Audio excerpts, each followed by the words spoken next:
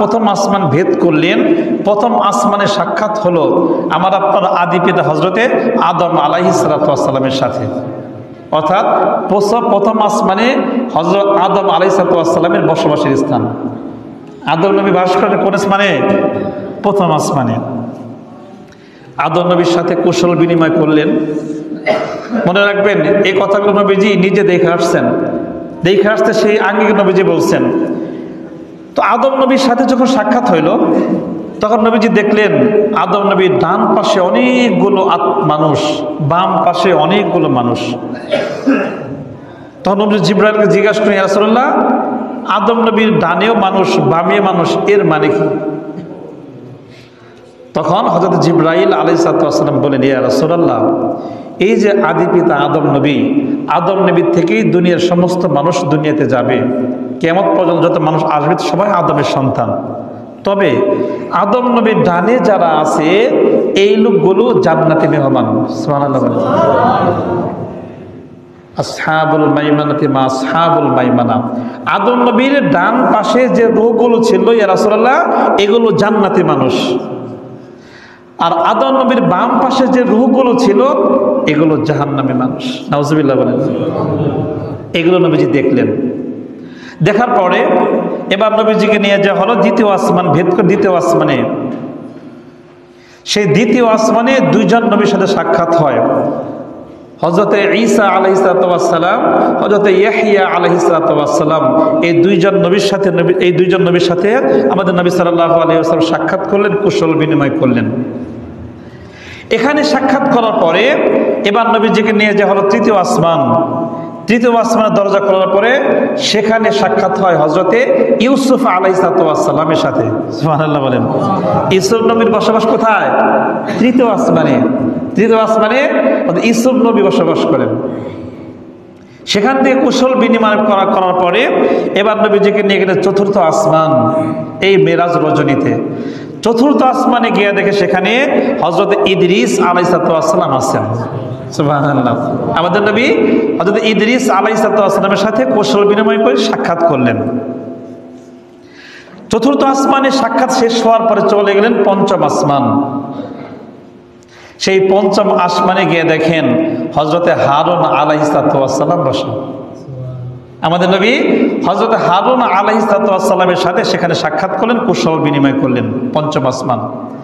এবার নবীজি গেলেন ষষ্ঠ আসমানে, সেখানে গিয়ে সাক্ষাৎ করলেন হযরতে মূসা আলাইহিস সালামের সাথে। মূসা নবী বাস করেন কোন আসমানে? ষষ্ঠ 6 নম্বর আসমানে। মূসা নবীর সাথে সাক্ষাৎ করলেন। মূসা নবীর সাথে সাক্ষাৎ হওয়ার পরে মূসা নবীর সাথে সাক্ষাৎ করে যখন নবী চলে যাবেন ওই সময় মূসা নবী কান্না করতে শুরু করলেন। মূসা নবী কান্না করলেন। নবীজি তো অবাক, মূসা নবী কান্না করতেছেন কেন? জিজ্ঞাসা করলেন, আল্লাহ নবী মূসা, আপনি কেন কান্না করতেছেন? তখন মূসা নবী বলেন, এই যে যুবকটা, অর্থাৎ আমাদের নবীকে বলেন, এই যে যুবকটা দুনিয়াতে গেছেন আমার অনেক পরে, কিন্তু আমার চাইতে এই নবীর উম্মত বেশি হারে জান্নাতে যাবে। হযরত মূসা আলাইহিস সালাম বললেন যে এই যুবকটা দুনিয়াতে গেছে শেষে, তা সত্ত্বেও এই যুবকের উম্মত যারা হবে, অর্থাৎ শেষ নবীর উম্মত মানে আমরা, এই শেষ নবীর উম্মত যারা হবে আমার উম্মতের চাইতে গণহারে এই নবীর উম্মতকে আল্লাহ জান্নাত দান করবেন। এটা কি আমার আপনাদের সুসংবাদ না? বলেন, গণহারে আল্লাহ জান্নাত দিবেন। আল্লাহ রাসূল একটা হাদিসে বলছেন যে পূর্ববর্তী যত নবী যত উম্মত আসছে তাদের সময়ের হিসেবে, তাদের সময় অনুযায়ী তোমরা দেখো সকাল থেকে সন্ধ্যা, আসর থেকে মাগরিব কতটুকু সময়? 24 ঘন্টার মধ্যে 1 ঘন্টা বা 1.5 ঘন্টা। আসর থেকে মাগরিব সংক্ষিপ্ত সময়। তো নবীজি বলেন পূর্বে যত নবী আর যত উম্মত গেছে তাদের মধ্যে থেকে আমার উম্মত যারা হবে আছে, এই নবীর বয়সটা হচ্ছে আসর থেকে মাগরিব সময় পর্যন্ত, এতটুকু সময়। শেষ নবীর উম্মতের সময়টা আগের নবীর তুলনায়, আগের উম্মতের তুলনায় আমার উম্মতের সময়টা হচ্ছে আসর থেকে মাগরিব, এই সংক্ষিপ্ত সময়। এই সংক্ষিপ্ত সময়ে এই নবীর উম্মতের সওয়াব আল্লাহ অনেক বেশি রাখছেন। এমন এমন রাত রাখছেন আল্লাহ তাআলা যে রাত হাজার মাসের চাইতে উত্তম সামনে আসতেছে। অর্থাৎ এই নবীর সময় পাইছে, এই নবীর উম্মত সময় পাবে কম, কিন্তু আমলের দিক থেকে অনেক আগায় থাকবেন।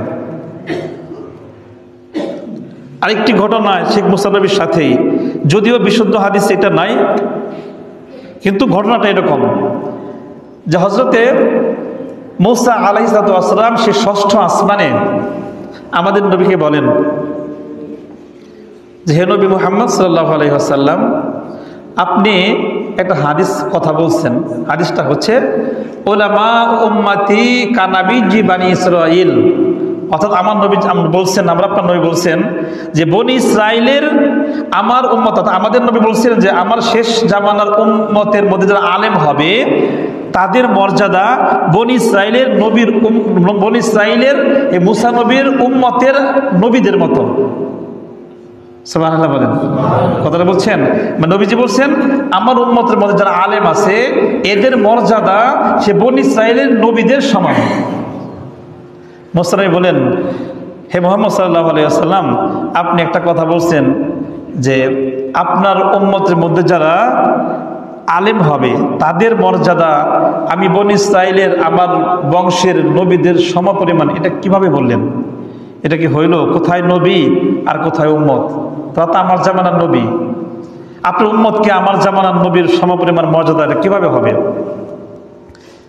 তখন আমরা আপনার নবী মুহাম্মদ সাল্লাল্লাহু আলাইহি ওয়াসাল্লাম বলেন, হে নবী, আল্লাহ নবী মুসা, আপনি কি প্রমাণ চান? আচ্ছা প্রমাণ করেন। তখন আমরা আপনার